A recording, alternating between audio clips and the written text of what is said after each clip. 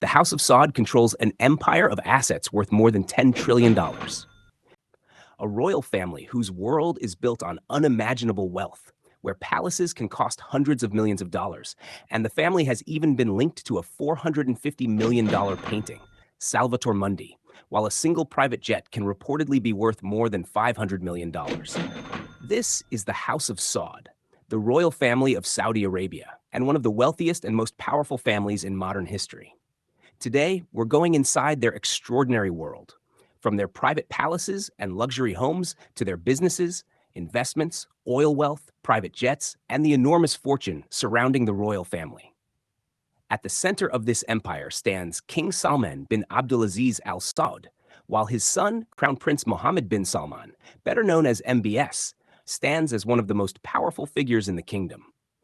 But behind the titles and billions lies a world of extraordinary luxury, where fortunes are spent on palaces, aircraft, artwork, cars, and other royal assets, on a scale few families in the world could ever imagine.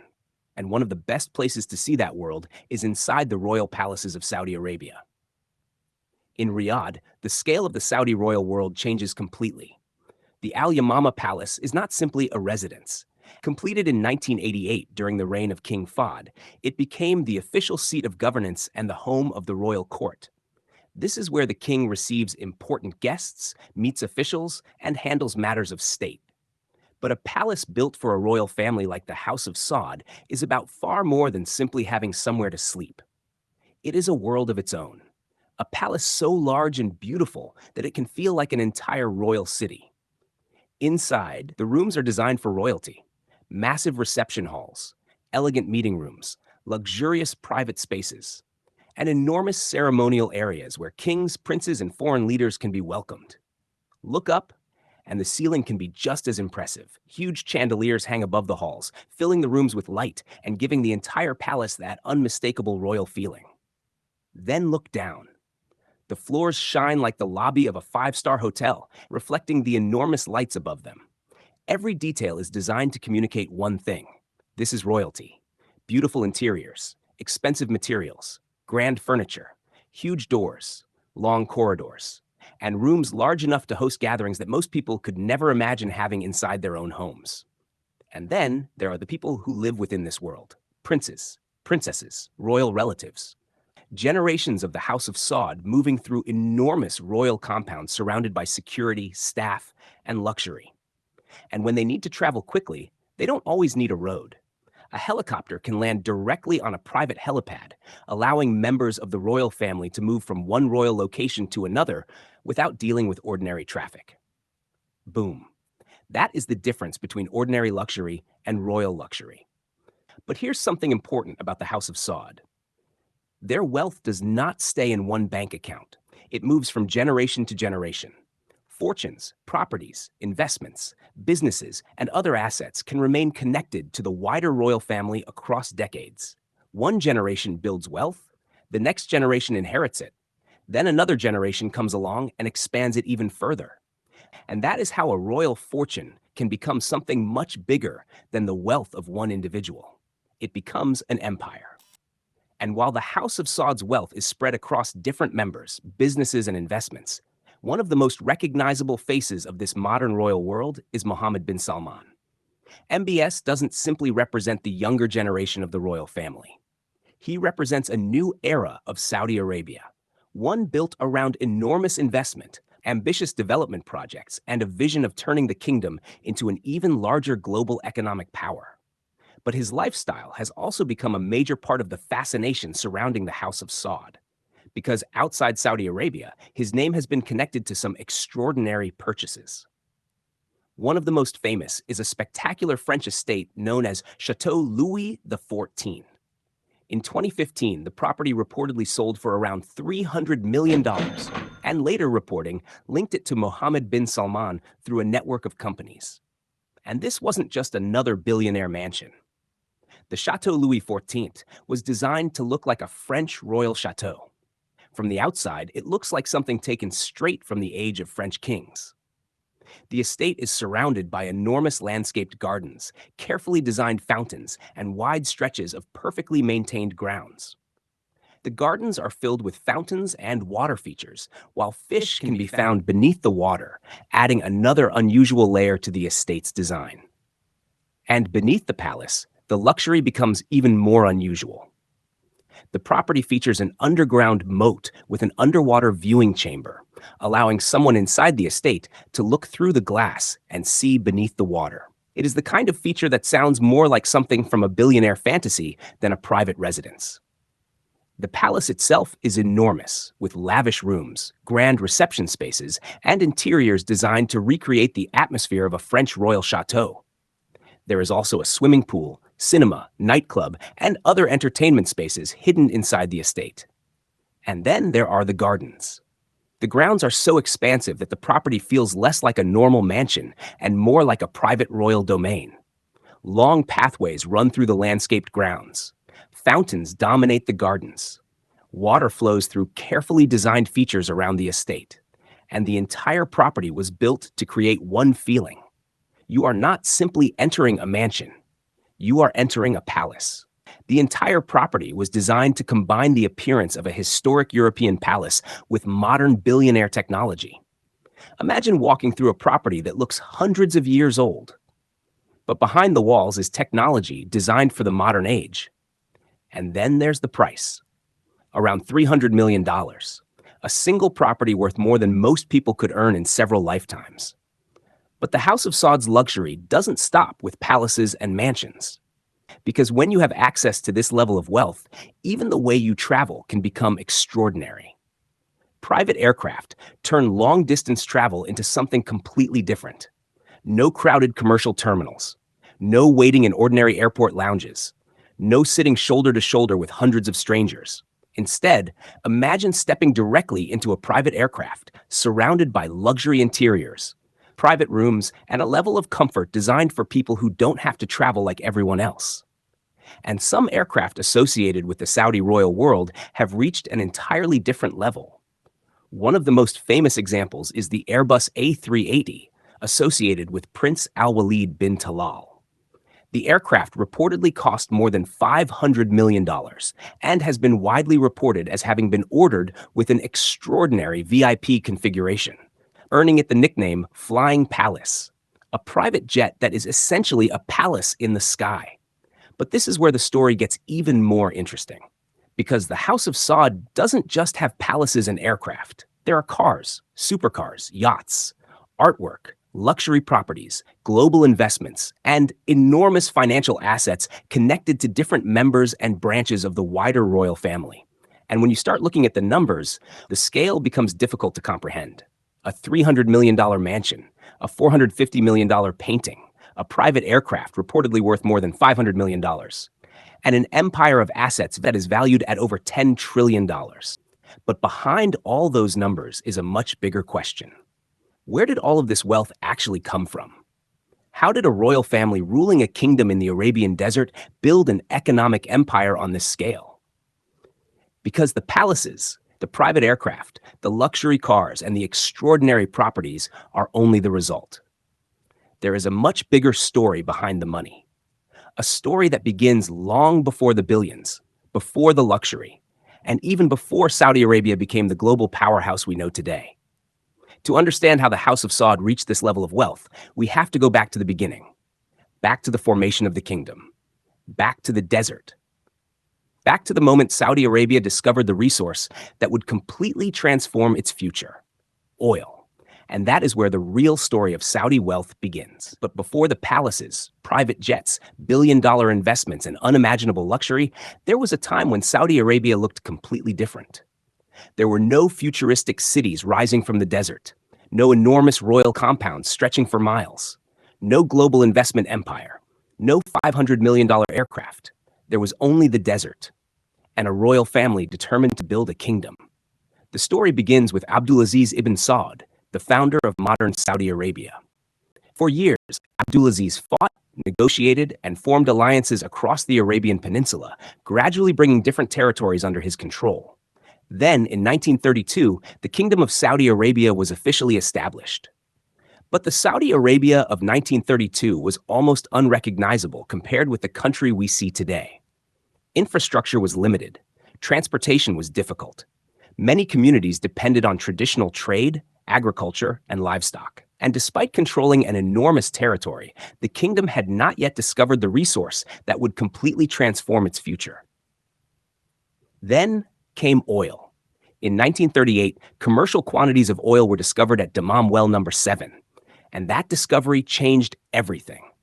Oil revenue began flowing into the kingdom, and Saudi Arabia started transforming at a speed that would have been almost impossible to imagine only years earlier. Roads were built across the desert.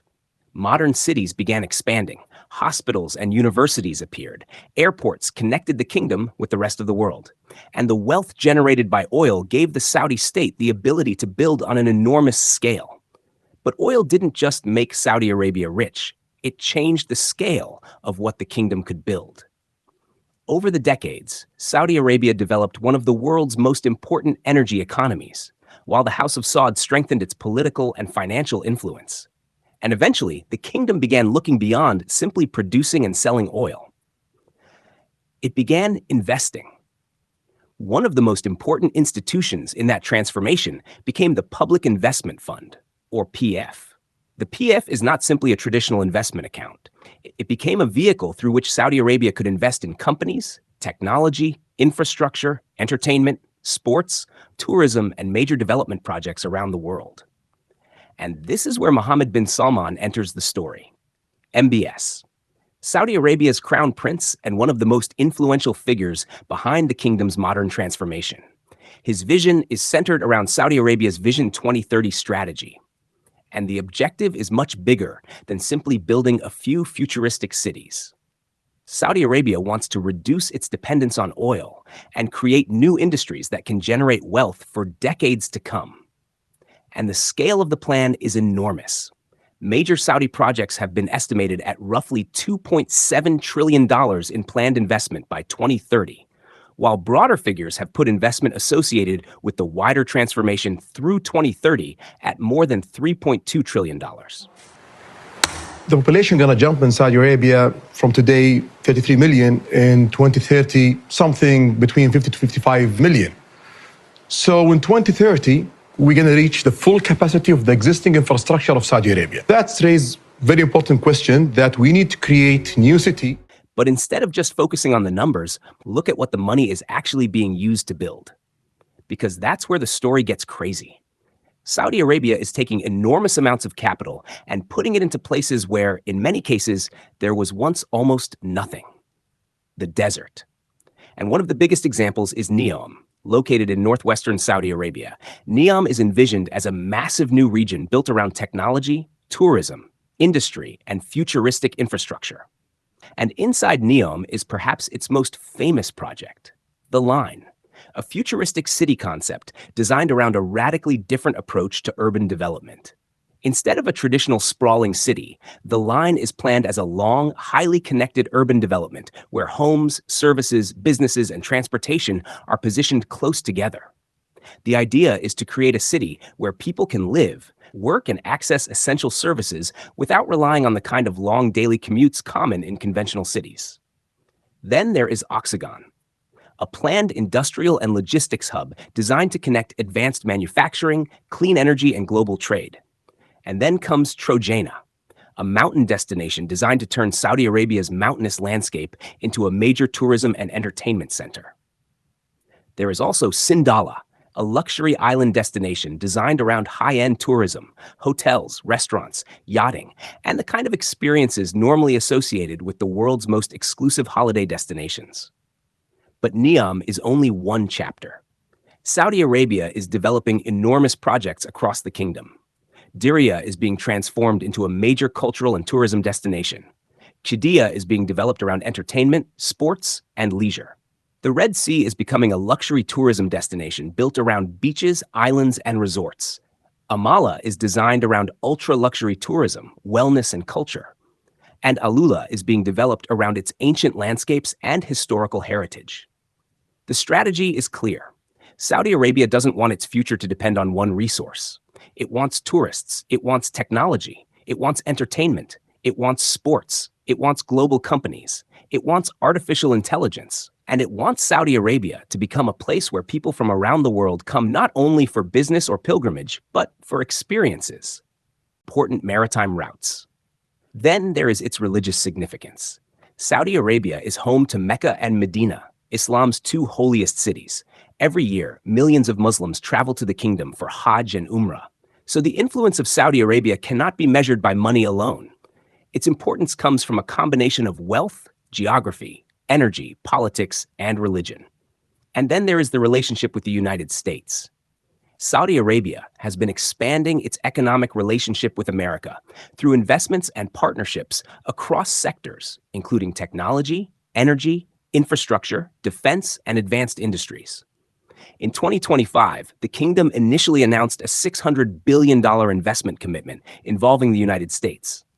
That figure was later raised to nearly $1 trillion. I want to thank you because you've agreed to invest $600 billion into the United States. And because he's my friend, he might make it $1 trillion. Or we're going to announce that we are going to increase that $600 billion to almost $1 trillion of investment. And that tells you something about the scale of Saudi Arabia's ambitions. The kingdom isn't only trying to transform itself, it's also trying to become an even more powerful global investor.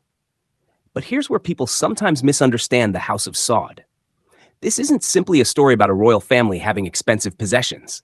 Yes, there are palaces. Yes, there are private aircraft. Yes, there are luxury cars, yachts, artwork, and enormous royal compounds. But those things are only the visible part of the story. The deeper story is the system behind them. The House of Saud is connected to a sovereign state with enormous economic resources. That state controls one of the world's most important oil industries. It has a massive national economy. It has a sovereign wealth fund. It has global investments. And it has a national strategy designed to reshape the country's economy. That is a completely different level of wealth from simply being a billionaire. A billionaire might own a $100 million mansion. Another might own a private jet worth hundreds of millions. Someone else might have a fleet of supercars. But the Saudi royal system operates on a much larger scale because it is connected to the machinery of an entire country. And that is why the luxury surrounding the House of Saud can look almost unreal. Royal palaces can contain enormous reception halls, private gardens, fountains, artwork, and lavish interiors. Royal aircraft can be configured more like flying luxury residences than ordinary commercial planes. And royal compounds can contain everything from private entertainment spaces to guest facilities and vast landscaped grounds. But behind all that luxury is a much bigger transformation. Saudi Arabia is trying to take the wealth generated during the oil era and use it to build the economy of the post-oil era. That's the real bet. Instead of simply selling oil and spending the money, Saudi Arabia wants to invest the money, build companies, develop industries, attract tourists, create technology, develop infrastructure, and generate new sources of revenue. If it works, the kingdom could eventually become far more than an oil producer. It could become a global investment power, a major tourism destination, a technology hub, a sports powerhouse, a center for artificial intelligence, and one of the most influential economies connecting Asia, Africa, Europe, and the Middle East. And MBS is putting his reputation behind that transformation. Because Vision 2030 isn't simply about changing the skyline. It's about changing the identity of the country. For decades, the world associated Saudi Arabia primarily with oil. But the vision being pursued today is very different. A Saudi Arabia filled with futuristic developments, luxury resorts, entertainment districts, international sporting events, technology companies, artificial intelligence projects, new infrastructure, and cities designed around ideas that would have sounded impossible only a few decades ago. And perhaps that's the most remarkable part of the entire story. The same desert that once appeared to offer little more than harsh terrain became the foundation of one of the world's most powerful energy economies.